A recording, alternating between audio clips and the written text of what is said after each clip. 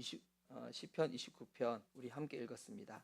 오늘 이 중에서 오늘 우리가 함께 묵상을 나누고 싶은 이 본문은 예레미야 애가 3장 32절에서 41절 부분입니다. 이 부분 제가 통독할 때 읽었기 때문에 지금 다시 읽지는 않고 제가 묵상 나눔을 하면서 필요한 구절들을 읽도록 하겠습니다.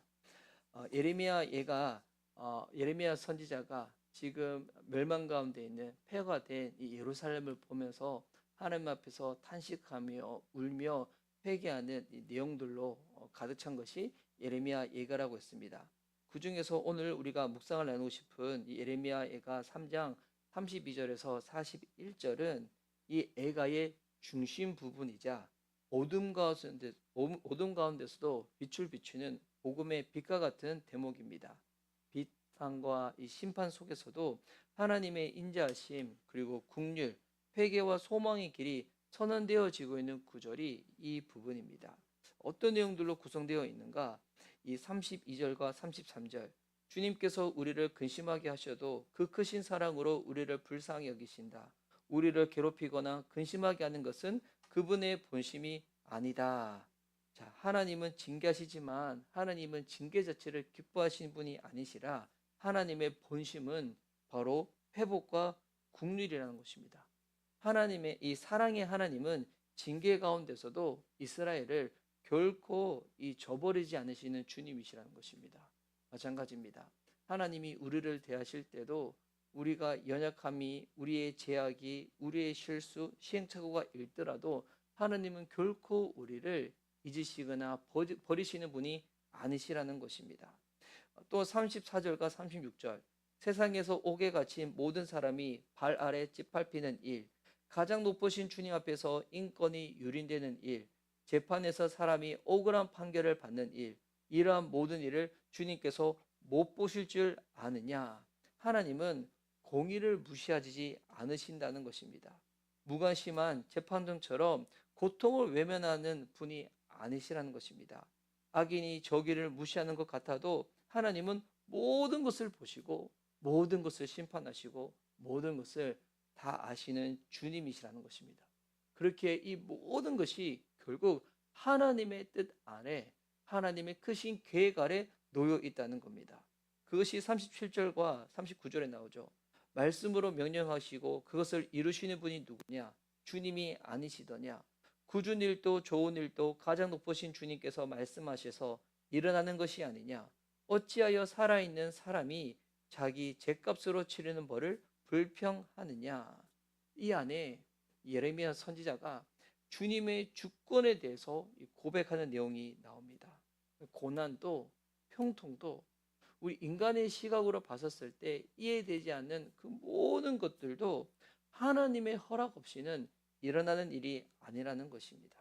그러므로 지금 필요한 것은 그 고난과 어려움 가운데 불평하고 좌절하고 절망 가운데 있는 것, 그것을만 머무는 것이 아니라 주님 앞에 나아가는 것입니다. 주님 앞에 우리의 생각으로 우리의 지식으로 이해되지 않는 그 모든 순간 아래에서도 하나님이 허락하지 아니하면 이루어지는 일이 없기 때문에 주님 앞에 나아가는 겁니다. 하나님 앞에 나아가는 것. 여러분, 회개와 회복의 시작은 주님 앞에 나아가는 겁니다. 결국 하나님이 모든 것을 다 하시지만 하나님이 다 하시는 그 영역 가운데 우리가 할 수 있는 믿음의 최선은 주님 앞에 나아가는 것입니다. 주님을 붙잡는 것입니다. 하나님은 하나님을 다시 찾고자 하는 그 백성들을 통하여 하나님의 약속과 회복을 이루시는 주님이시라는 겁니다. 그래서 마지막으로 예레미야 선지자는 이렇게 권하고 있습니다. 마음과 손을 주님께 들어 올리자. 41절과 42절 지나온 길을 돌이켜 살펴보고 우리 모두 주님께로 돌아가자. 하늘에 계신 하나님께 우리의 마음을 열고 손을 들어서 기도하자. 40절과 41절에서 예레미야 선지자가 지금 이렇게 네 가지를 권하고 있죠. 지나온 길을 돌이켜 살펴보고 이 성찰에 대한 내용이죠. 우리 모두 주님께로 돌아가자. 우리의 삶을 뒤돌아보고 주님께로 돌아가는 것입니다. 그리고 41절에 우리의 마음을 열고 손을 들어서 기도하자는 것입니다. 단순히 고통을 견디는 것이 아니라 그 고통을 통해서 자기 자신을 뒤돌아보고 주님께로 방향을 바꾸자는 것입니다. 손, 우리가 지금까지 행위겠죠. 마음, 우리의 중심과 내면이겠죠. 이것을 가지고 하나님 앞에 나아가는 것입니다. 회개는 그냥 입술로만 하는 것이 아니라 존재로 하는 겁니다. 나의 전 인격으로 하는 겁니다. 단순히 내가 잘못했던 몇 가지 행위를 고치는 정도가 아니라 내 존재, 내 삶 자체가 주님께로 나아가는 것, 이것이 전인적 회개라는 것입니다. 하나님이 예레미야 선지자를 통하여 이스라엘 백성들에게 원하는 것, 그들이 주님께로 돌아오는 것입니다. 마찬가지입니다. 오늘 하나님께서 우리에게 원하시는 것 역시도 우리의 삶이 주님 앞에 다시금 나아가는 것입니다. 여러분, 하나님의 본심은 여러분 기억하십시오. 고통이 아닙니다. 긍휼입니다. 여러분, 이것이 무엇으로 확증되었습니까? 바로 예수 그리스도의 십자가 죽음으로 확증되지 않습니까? 이사야 53장 5절에 보면 그가 찔린 것은 우리의 허물 때문이고 그가 상처를 받은 것은 우리의 악함 때문이라고 그렇게 고백하고 있습니다. 우리는 고통 속에서도 우리 하나님의 마음은 여전히 우리를 향하고 있음을 기억해야 하는 것입니다. 그리고 그 고난의 한복판에 주님은 우리 홀로 내버려 두지 아니하시고 예수님께서 우리와 함께 하심을 기억해야 되는 것입니다. 불의와 억울함 앞에서 침묵하지 않으시고 친히 짓밟히신 분이 예수님이십니다. 그래서 예수님은 우리가 당하는 그 고난을 모르시는 분이 아니시라. 억울하게 그 모든 고난을 당하신 예수님은 우리가 그 고난 가운데 어떤 마음으로 지금 힘들어하고 괴로워한지를 다 아시는 주님이십니다. 그렇기에 우리가 어떠한 고난과 아픔이 있더라도 우리가 할 수 있는 믿음의 최선은 주님께로 나아가는 겁니다. 그래서 주님께로 나아가는 그것이 바로 회개의 바로 진정한 모습이라는 것입니다. 그래서 이 회개는 하나님의 이 은혜의 문을 여는 이 열쇠입니다. 고통의 끝에서 불평이 아니라 주님께로 돌아가는 것입니다. 이 결단은 하나님이 여전히 우리에게 기회를 주신다는 증거입니다. 하나님이 만약 우리에게 기회를 주시지 않으시면 우리에게 회개도 촉구하지 않을 것이고 회복에 대한 약속도 하지 않으실 것입니다. 하나님이 우리에게 회복을 약속하시고 다시 돌아오라고, 다시 뉘우쳐라고, 주님이 말씀하시는 그 자리로 나아라고 말씀하시는 그 이유는 여전히 우리를 향하여 은혜의 기회를 허락하셨다는 바로 주님의 증거입니다. 여러분, 오늘 예레미야 애가 이 예루살렘 성의 이 무너진 가운데서 아무것도 소망할 수 없는 그 땅을 향하여서 그 백성들을 향하여 예레미야 선지자가 외치고 있습니다. 주님께로 돌아가자. 주님께로 돌아가자.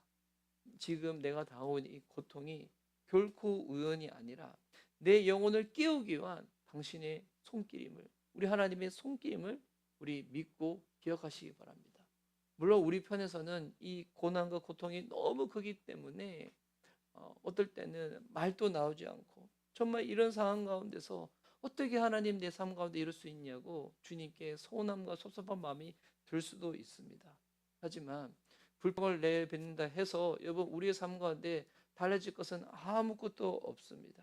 우리가 하는 것, 불평을 멈추고 주님께로 마음과 손을 들어 나아가는 것입니다. 주님, 내 모습 이대로 나를 받아주시고 하나님의 회복의 은혜로 나를 이끌어 주십시오.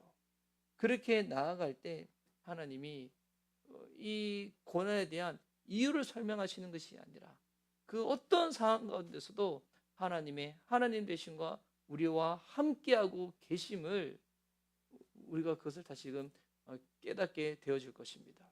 우리의 어떤 삶 가운데서도 우리를 놓지 아니하고 붙잡으시는 우리 주님.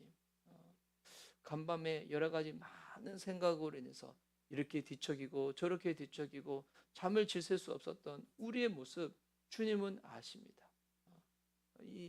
저도 개인적으로 저희 교회와 제 주변에 일어나고 있는 일들로 인해 가지고 그 누구에도 말하지 못하고 정말 밤에 잠을 자지 못하고 그렇게 시간을 보낸 적도 있습니다. 어젯밤에도 그런 시간들을 보냈습니다.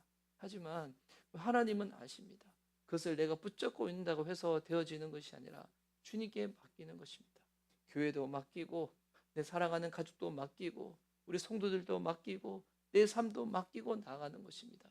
여러분, 맡기는 것이 무엇입니까? 그냥 가만히 있는 것이 아닙니다. 주님께로 나아가는 것입니다. 하나님이 하십시오. 하나님, 이 가운데서 내가 지금 죄를 고백하고 회개해야 될 것이 있다면 깨닫게 하여 주시옵시고, 우리가 어떤 시행착오와 실수와 그와 같은 하나님 무너짐이 있다고 할지라도 하나님은 죽은 자도 살리시고 병든 자도 고치시는 주님이시기에 하나님은 우리의 모든 실수와 연약보다도 크신 주님이셔서 회복시켜 주심을 믿고 오늘 그분 앞에서 시작하는, 그분과 함께 살아가는 저와 여러분 되었으면 좋겠습니다. 하나님의 회복은 여전히도 유효합니다. 주님과 함께 나아갈 수 있는 우리 미션 예배교회 지체들 될 수 있기를 예수님의 이름으로 축복합니다. 아멘. 오늘 읽었던 이 예레미야 애가 말씀 그리고 묵상한 말씀 이 시간 붙잡고 기도하도록 하겠습니다. 제가 기도 음악 틀도록 하겠습니다.